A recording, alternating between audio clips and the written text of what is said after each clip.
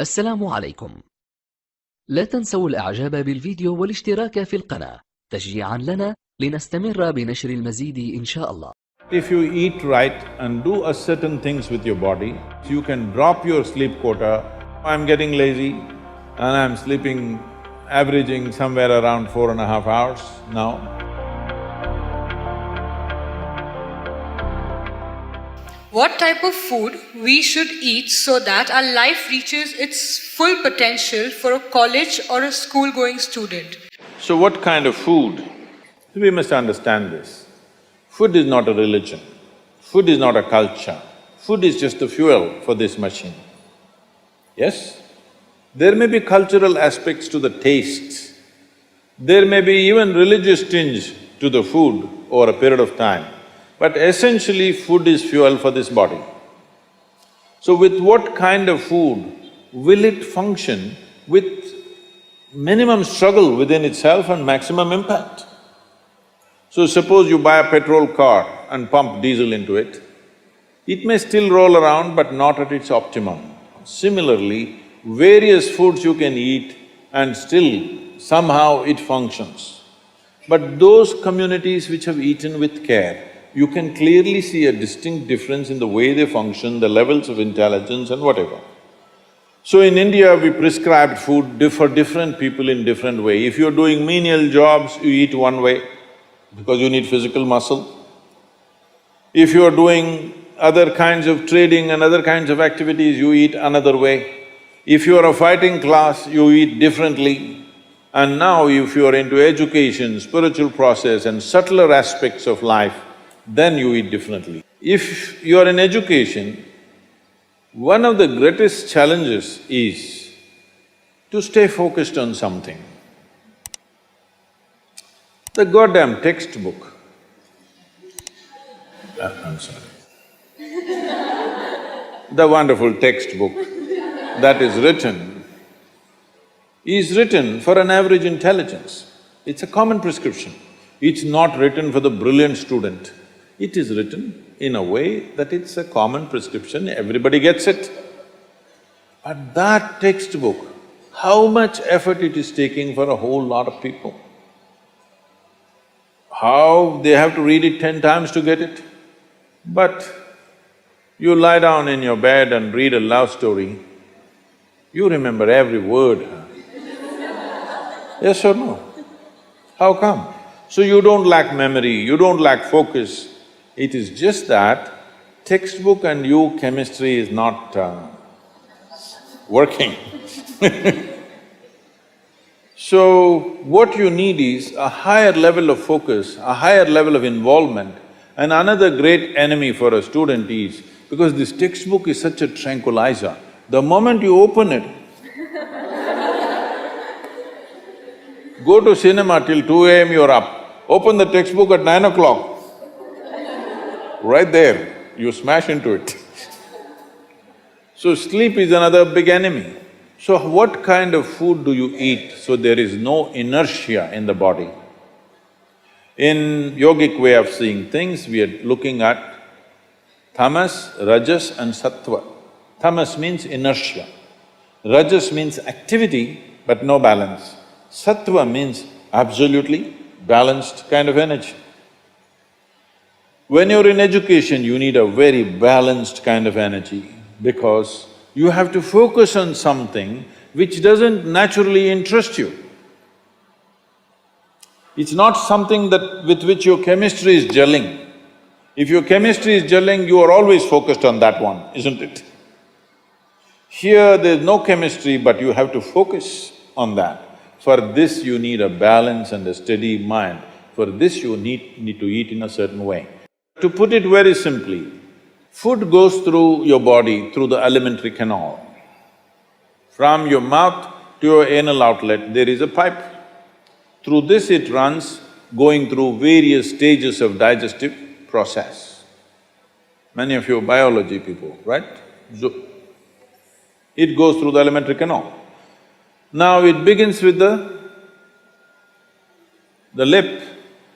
Here, if you look at this, all the herbivores and carnivores, If you look at the animal kingdom, there are herbivores and carnivores are two main segments of animals in the world.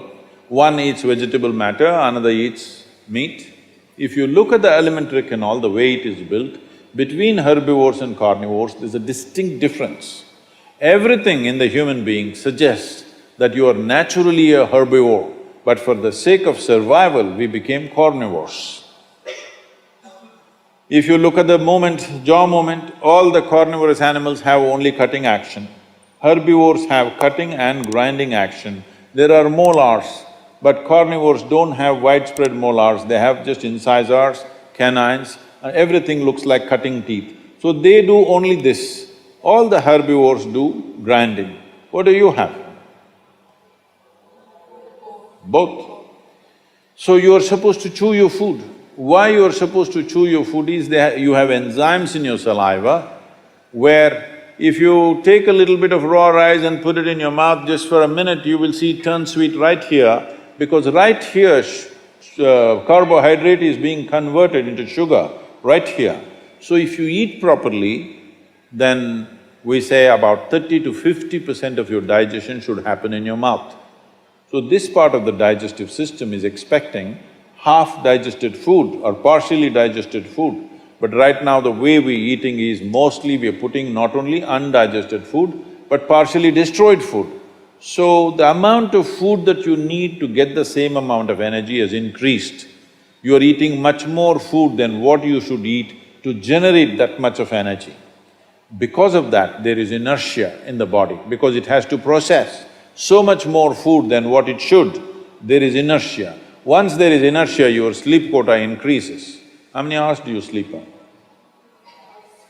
Hello? 8 hours. You're going by the prescription, huh? See, this is not that you must deny yourself sleep, that's not the point. But if you eat right and do a certain things with your body, you see very effortlessly, within 3 to 4 weeks, you can drop your sleep quota anywhere between 2 to 3 hours. 1.5 to 3 hours very easily you can drop if you just eat consciously and just learn to sit properly, just the posture, your geometry of the body and what goes into the system. If you just manage these two things, you will see sleep quota will just come down like that. Just to tell you, for over 25 years, I have largely managed with an average of 2.5 hours of sleep. Now I'm getting lazy and I'm sleeping, averaging somewhere around 4.5 hours now, but 7 days of the week, okay? 365 days, non-stop, on, almost every day. My daughter didn't call me for a month. I asked, what the hell is the problem with you, why are you not calling? She said, every 6 hours you're in a new city, what the hell I'm supposed to do? So I said, okay, which is true. In one day, sometimes we're doing 3 cities, so it's a non-stop activity. And today, many people around me have learned to do this.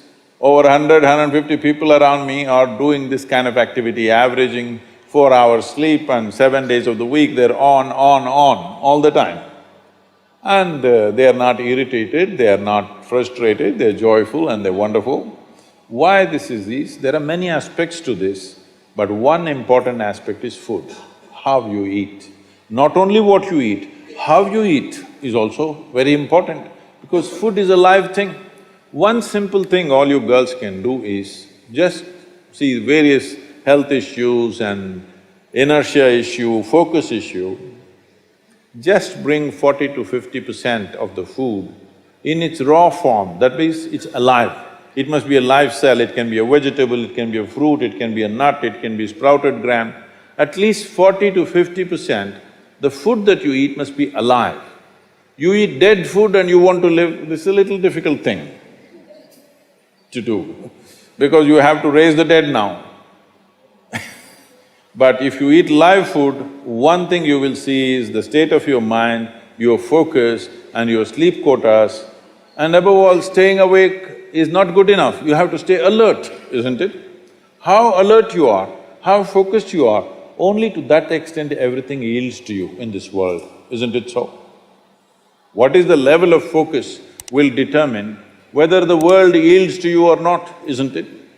And one more aspect of life, one more aspect of food is, when you consume something, it must be of a simple genetic code in the sense, it must be a very simple software. Vegetables, fruits, nuts, sprouts, they're very simple. More complicated means animal food becomes more and more complicated. Suppose you eat an animal which has some amount of emotion and a life of its own. Now the code in that… we were talking about this, your body is just an accumulation of memory, which means a certain software, isn't it? This is the most complex software. Human software is the most complex software on the planet of all the creatures. So if you eat an animal, particularly a mammal, if you eat, it has a similar kind of complexity, maybe not as complex as this, similar level of complexity because it has thought and emotion of its own. Now for you to break that code and integrate it into your system, you are not fully successful. So it will leave traces of certain qualities within you. You cannot break that code and make it a part of yours because it's a different and complex code. If you eat a leaf, a vegetable, a fruit, a nut or a sprout, this is much simpler. If you must eat non-vegetarian food, you must eat that which is furthest away from you. So generally, fish and water life is furthest away from you. So if you must eat non-vegetarian food, the best thing to eat is, you're on the coast. Fish is the best thing to eat that way.